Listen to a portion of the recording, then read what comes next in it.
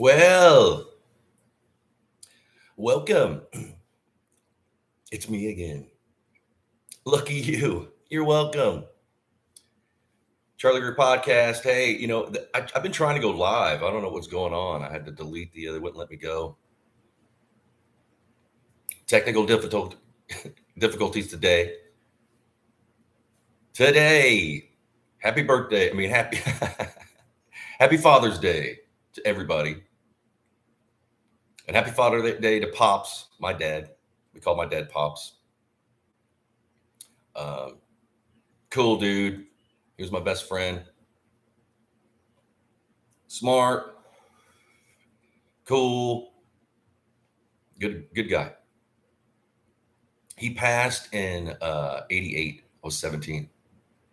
But Pops kind of always had my back. He was the guy, like I had, when you're a kid, I want to be, and yeah, you can do it. It was my mother who had had some sense. But no, he would push me and he was a doctor. He went to school. He had a PhD. He was a professor at a college. But he died young. He got sick. He had Crohn's disease and narcolepsy, and the poor dude. He died at like 40. I've outlived him for like 11 years now. It's crazy. But when I got about 12, I was like serious about being a musician.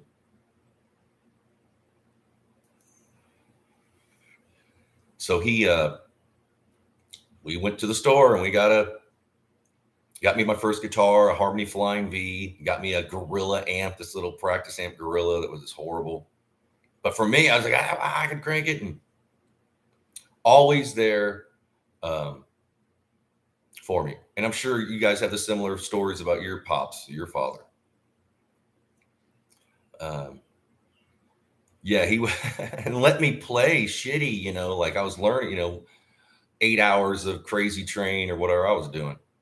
Smoke on the Water, when you're starting, and you guitar players out there, you're just playing licks, and back then, matter of fact, the small town I was in, there wasn't a music store. We had to go like about an hour away. Then you had to find people that can play. And where I was at in Tennessee, the small town hillbilly Tennessee, people playing like banjo and and that actually, that's kind of why I got my little style I got, because I grew up around. That's how I started playing, is playing Circle Being Broken and I'll Fly Away, and both those songs I've recorded. But yeah, he was there for me. He was just, hey, you're going to do it. Just set your mind to it. Keep on practicing. No. He'd encourage me like, no, you got to play. You've been playing like an hour a day. Keep on doing that.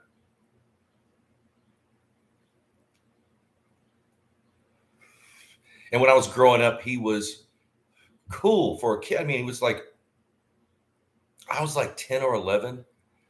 And he took me to the Rocky Horror Picture Show. And they were like, and this is times were a little different. They're like, hey, we don't want when you can't come in. He's like, well, I'm his father. I'm okay with it. They're like, okay, well, sure, go on. And this is when they used to do the Rocky Horror Picture Show. People were dressed up. Let's do the time warp again, and throwing rice. And it was in a theater, and like kind of like a play as you're watching the movie. And it tripped me out. I go, let's get out of here. Get me out of here. And we went and got like tacos or something. He also, I was about around the same time, maybe 11 or something. He took me to see Spinal Tap. This is Spinal Tap. He took me to the movie. He'd heard about it. Like, yeah, he knew I was into music, so he'll love this. And I got to be honest with you. We got there and I was all excited. I didn't get it, man. I was too young we left halfway through. I'm sure nobody would ever admit this, but I love that movie now. But when I saw it at the theater as a kid, I didn't get it. I was just like, man, this is stupid. I don't, I didn't admit that for a long time. Because Spinal Tap's kind of in that rock world, Spinal Tap, and then it's like, yeah, I went there originally, and I didn't like it. I didn't get it. Well, I was like 11. I didn't. Maybe I was 10. Maybe I was 12, somewhere around there. But he would do that. He would take me to baseball games. I used to play baseball. We'd go fishing all the time. Even when he was a professor, I'd spend summers with him in Davenport, Iowa. college where he taught at was in Davenport. And even after a day of teaching and stuff, he would change his clothes and we would go down. There was the Mississippi River there, down by the river, and fish till like dark. We always would fish. And then when I was a kid, he would take me to wrestling. We'd go to see like, superstar Billy Graham against Andre the Giant, Abdullah the Butcher.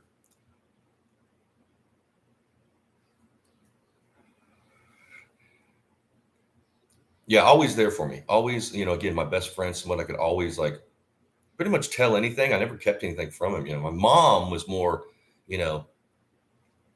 serious and stand skull and, yeah. And I'm glad I got that kind of, my dad technically wasn't a hippie, but he was totally open, smart dude, had a high IQ, just really, a sweet guy, man, a cool dude. Everybody loved Pops. This is a cool dude. And I miss him. I miss him like every day. I think about it. So if you've got your pops around, if you're out there and you got like, go see your dad, man, go take him to Applebee's or, because things could be a lot. You don't think if you're living in that world where, yeah, my parents are alive, but a lot of people don't have their parents around. Hell, I don't have most of my family. Matter of fact, on my father's side, I'm the only one left. Everybody's passed. That's a weird feeling too, being the only Greer from that area. That's alive. All my grandparents, my sister, my dad, all of them. It sucks, but it made me who I am. That's why I'm a little bit harder than other. I had to be. You just kind of got to work with what you got. But he was there he would sit on the couch and I'd have my guitar. And a flying V, you got to put it between your legs. And that's kind of why I learned on a V. So that's why I've always had a soft spot for flying Vs, because I learned. Matter of fact, it wasn't till I rediscovered this a couple years ago. I was playing a V and I was just like, what? It just came back to me like, oh, wow, I had to lean on it. I was like, man, this is like a warm blanket. So now I do most of my guitar. I play juniors, Vs. I got a Telecaster I play, but because I learned on a V. So you put it when you're sitting there, you kind of put it between your legs, and it's kind of the neck stop, and the neck is up here.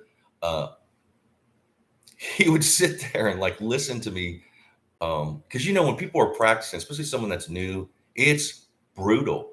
It's like torture to just over and over. I couldn't do it.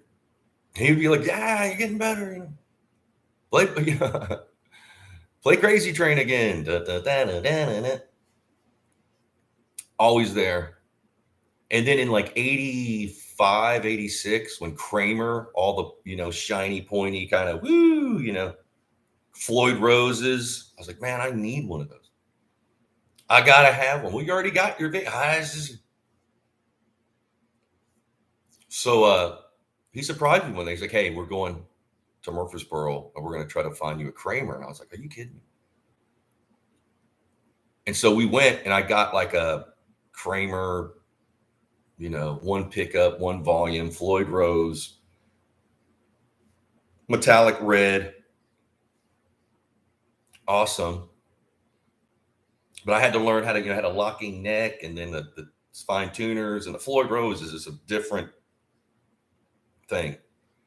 I had to learn how to keeping that thing in tune. You have to go get it, go get it set up by a dude that knows. And this is when they were kind of just not everybody. Matter of fact, I was the only one. Again, I'm in a small town, hillbilly town in Tennessee. And word got out. It was almost like I'd found an alien body or something. They're like, you got that Floyd Rose? I've never.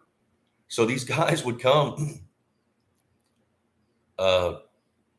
knocking on the door, like, it's a small town. Hey, I remember these old like hillbilly dudes that could play, they're more country acoustic, shredding on that, playing like with the the Floyd Rose. Yeah, and I've still got that guitar in storage somewhere. It's beat to, years ago when I pulled it out, I was like, I'll restring this. I'll take it to I took it to Jimmy Gravity in St. Louis, Gravity Strings, and they got like, guys that know what they're doing. And he was like, look, there, uh, this is the best I can do. And I had never, I have a Floyd Rose now, but it's got like titanium pieces and stuff, and it stays in tune. But this, my my framer would never, like maybe one song, you had to retune it. But yeah, he would uh, push me like, dude, do it. And then he was pushing me around that same time to get in a band, like try out. There's other guy. There's that band around the corner. Yes, that. So I went, and I think he even took me. He drove me there. And they're like, no, we need a bass player. I was like, bass? They're like, yeah, it's just the first 4 strings guitar. You can figure it out here.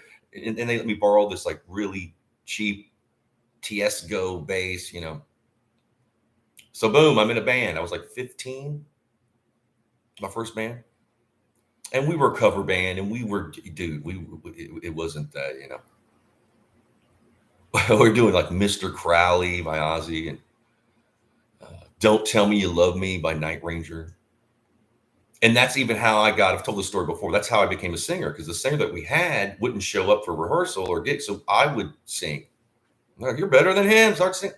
So I'd play bass and sing, which even helped me out more, because it's a different thing. Just to stand there and sing, but to play and sing, a little different. And we start booking gigs. My first live gig was at either the Dowtown or Watertown, one of those small towns around where I'm from, like the fairgrounds. So it was a big gig. I mean, it was, granted but there was like thousands of people. I mean, not because we played, like there was like benches. It was like a hillbilly kind of, people at the fair, not everybody was watching us, but people walking around, doing rides, whatever. But yeah, my first gig was pretty impressive for a hillbilly gig. But my dad was there, like front row, sitting there. Hey, Pops was there.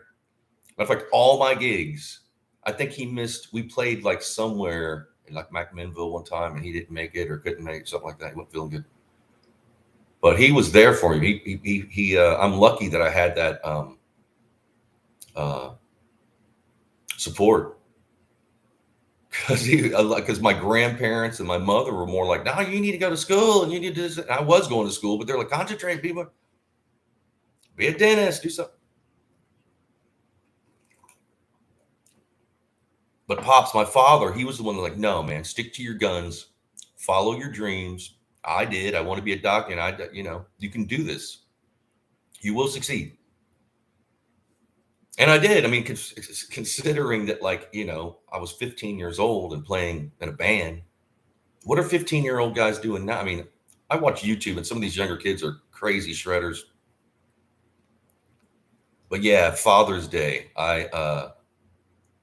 one of my favorite holidays, because I get to reminisce about me and Pops, and he let me get away with. I mean,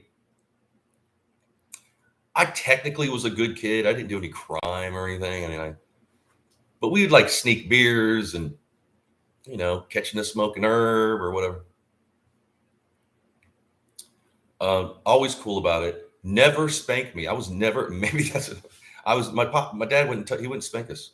He would talk through, he's more, my mom, she would like get a wooden spoon off the wall and, I mean, she wouldn't beat us, but she would like, spank us on the butt. My mom was the enforcer. My dad was like and they divorced when I was like 6 or 7. So I lived with my mom, and I would spend every summer and the Christmas with my dad.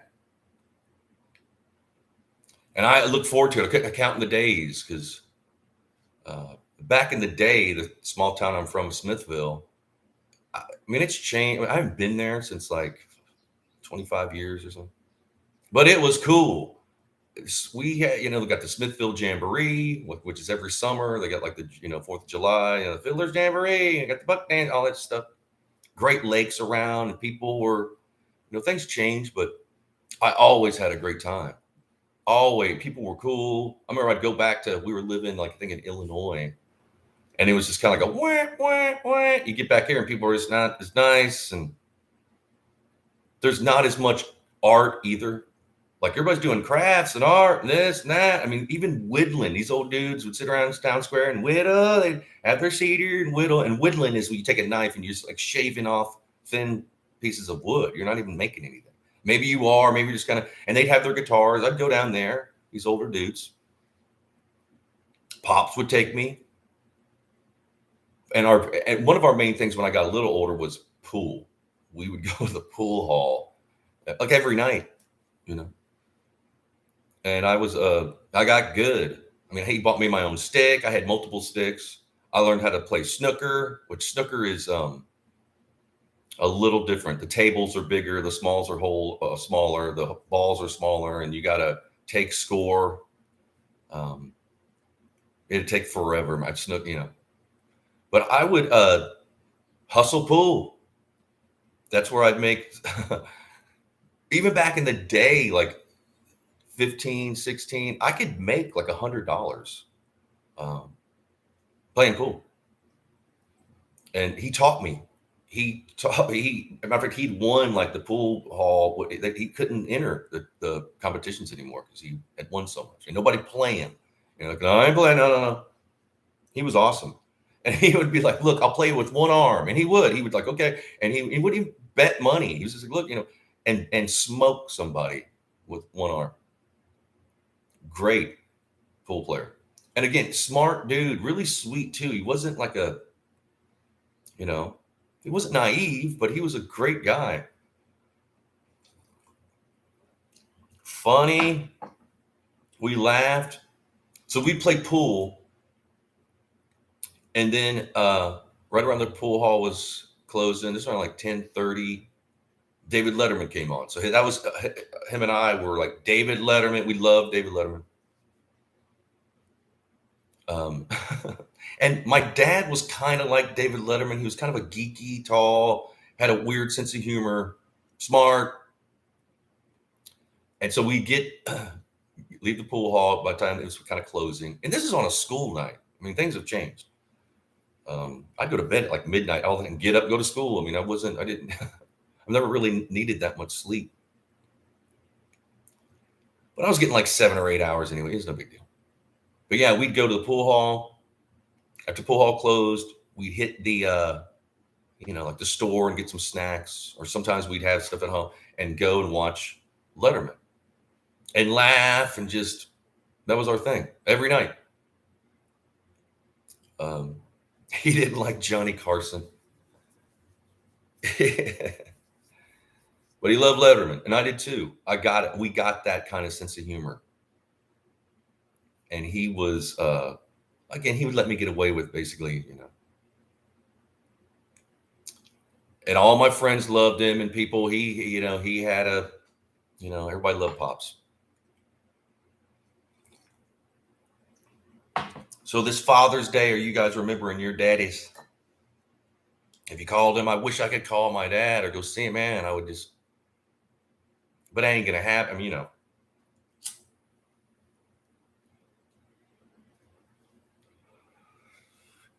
Be grateful for what you have, man.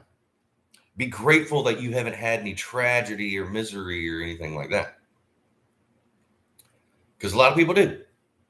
Like this world's tough. And I moved when my dad died. I moved like a week or two later. I moved to my mom.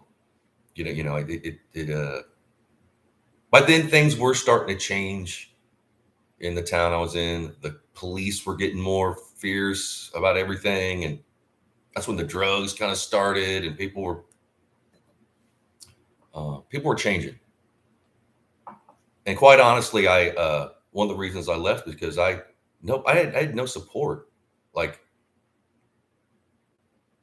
matter of fact, after my dad died, like a lot of people didn't even come to the funeral. I don't know why. I mean, I get people are like, oh, I don't know how to act when someone, there's trauma. And so that was in 88. Most of the people that I knew in the town I was from, I've never seen again.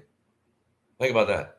I've never come, oh, sorry to hear, take me to dinner or whatever kind of. No, I was just like, hey, you're on your bad luck. You got some bad luck. Hey, you're on your. I said, dude, I ain't going to be right. Well, where is everybody at? why am I kind of, this is when you need people. Because in the South, after the funeral, you go to the house and everybody brings food and there's everybody and you're eating that. None of that for me and my family. None of that. I don't know why. I kind of do, because there was like rumors about certain things which weren't true. And even if they were, everybody's supposed to be so Christian, like you're going to condemn over assumption and rumor or whatever. But yeah, I'm talking about people I knew, cousins, stuff like that. None of them. So I packed my shit and I got on a Greyhound bus. It sounds like a Poison song. Got on a Greyhound bus and like moved to Champaign-Urbana, where my mom lived. And then a week later, I was arrested in Champaign-Urbana. That's a long story. But it's not on my record because I was underage, thank goodness, But it was over nothing, man. It was stupid. And then I joined a band within like 6 months to a year. I was in a band. But Pops got me there without him. He could have been like, he has a pipe dream. He had a guitar. That's it. No, I had that support. And at the time when he passed, we were moving to Nashville.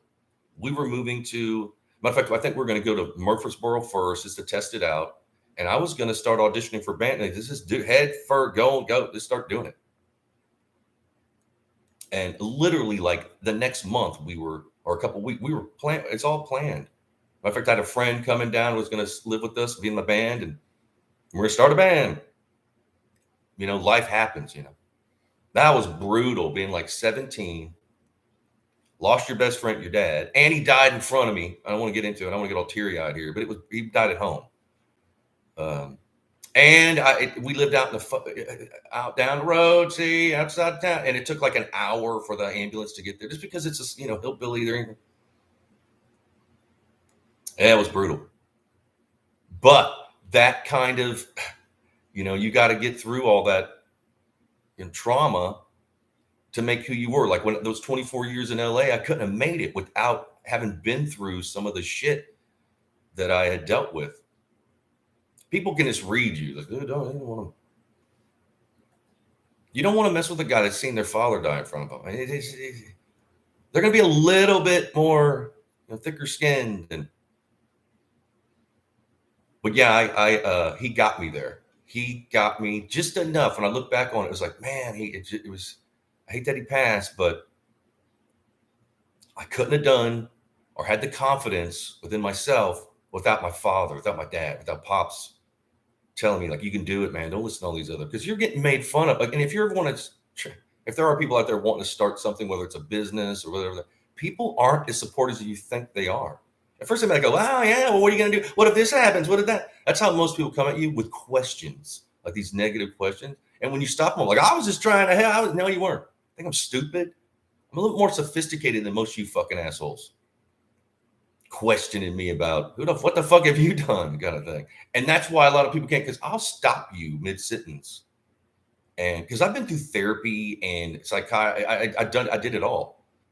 So I know how to, and this is the thing, a lot more people are manipulators. I mean, and they get away with it. They can, even at work, like people are so cowardly, they don't want to say anything.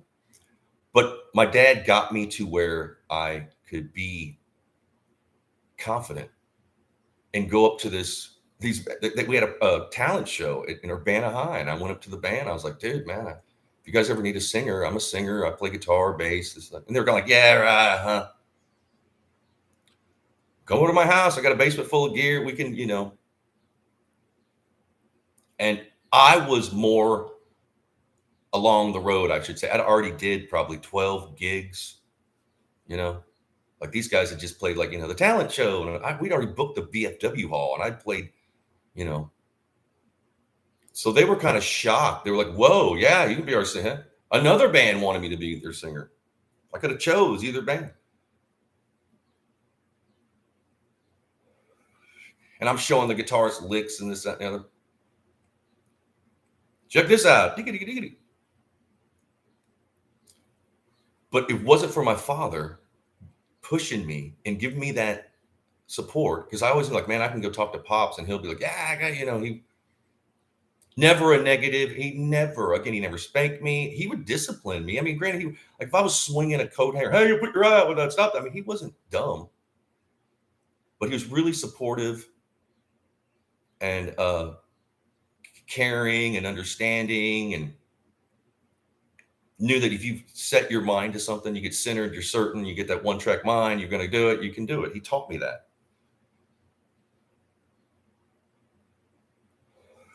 Don't let other people, don't say too much either, And that works both ways, meaning like people coming at you, I can do the same thing to you. I can start mirroring you and doing, you won't even know what I'm doing. I learned that from hillbillies. Again, a lot of these people think, wow, the South, little town, man. I've met more smart people with ingenuity, and just, they didn't have like education, but they could do just about anything. They could rebuild a motor, and they could, skin a deer and all this shit, grow tobacco. I mean, we're going to need these people when the shit hits the fan. I'm telling you. If it ever does, hopefully it won't. But yeah, go hug your dad. Go find your pa. Call him. Take him to get some Chinese food. Bring him some beer. Whatever you're going to do. And relish that. Because they ain't always, the time's marching on, You might end up like me. God forbid.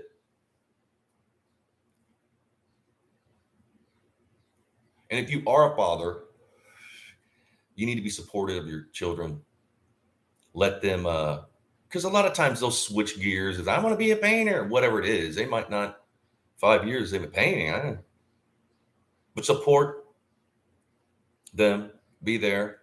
It'll build that confidence. And in reality, it's making neural pathways to your brain. There's a thing about your parent you got to be around if you're lucky enough to.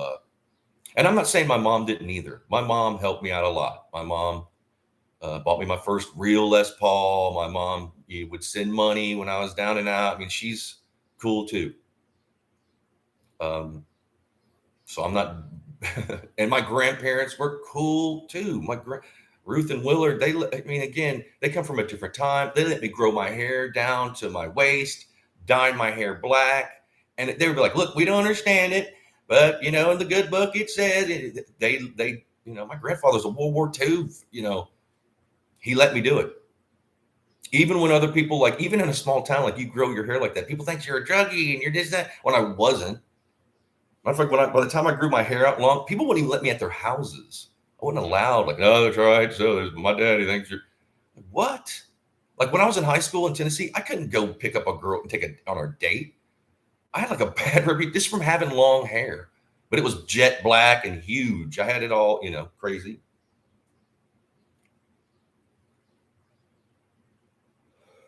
But without my dad, I wouldn't have had, and my mother and grandparents, but I wouldn't have had the wherewithal and the confidence to continue to do what I wanted to do. And we hung out every day. Like I'd get up, he'd still be asleep, go to school, get off school around 2:33, come home, eat, see what Pops is doing, maybe run the strip around with my buddy, come back. Me and Pops would either go fishing, or he would hang out with me playing guitar, and then we'd hit the pool hall. It's like every day, go to the pool hall, get a barbecue sandwich with coleslaw on it and whatever. They would not let me. Again, I got to the point where, for one, I don't even think I was allowed. I should have been in the pool hall. But one of the last times I was in Smithville, that pool hall was there. And this is like the 90s, late 90s, probably. And I told some friends I knew from high school, these girls, I was like, yeah, I'll meet you out, come to the pool hall. And we'll go do what we're going to do, go to this party or whatever.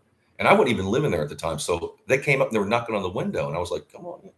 And I remember the old dude was like, well, girls ain't allowed in the pool hall. It's like, what year is it? You're not allowed in the pool hall? Yeah, I mean, they ain't gonna. Times are changing, I guess. Or not there. I don't know. Maybe today they could. But yeah, I love my dad. I mean, I got his name too. I'm the second. I share a name. That means a lot too. the bond that me and Pops had was just like, again, he's the best friend I've ever had. And I've never met anybody as smart and understanding as him. And he also knew about it. He knew sign language and just, every kind of, but, he was ill at the end there. I didn't honestly realize how bad off he was. So it was, I did. People were trying to tell me, but I was like, no, he won't, I didn't know he dropped dead at 40. Poor guy. So hang in there, people. Go talk to your daddies and your mama. You're murmuring them.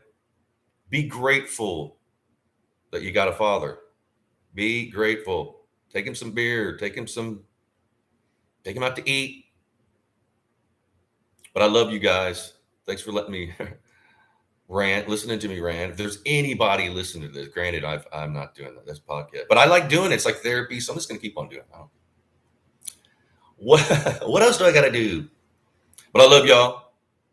Be blessed, and I'll see you tomorrow. Cheers.